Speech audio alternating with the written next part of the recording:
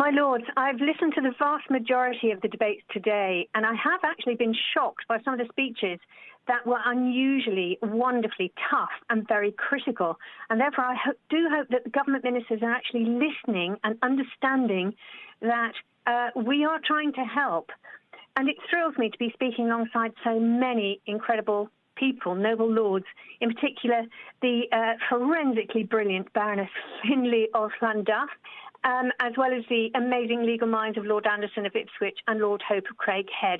It's very comforting to be in agreement with them. Now, the noble and learned lords will go into the intricacies of EU law, which is, of course, incredibly important.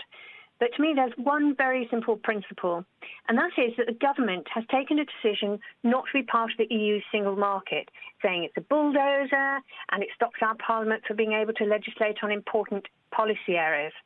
But then the government seeks to create their own bulldozer, a new single market, which flattens everything and doesn't even have the carve-outs and reservations that the EU single market laws protect, such as legitimate environmental and health policies.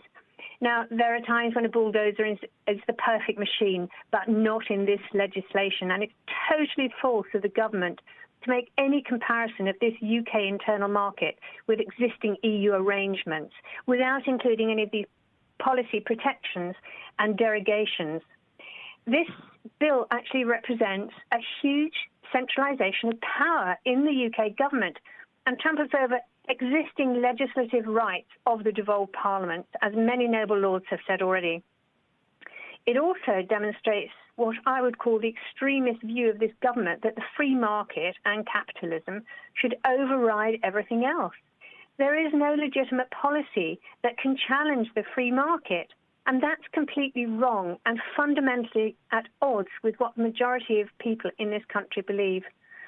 So for me, this is a dangerous wolf of legislation which the government is trying to dress in populist sheep's clothing as somehow defending us from the hostile manoeuvres of the European Union.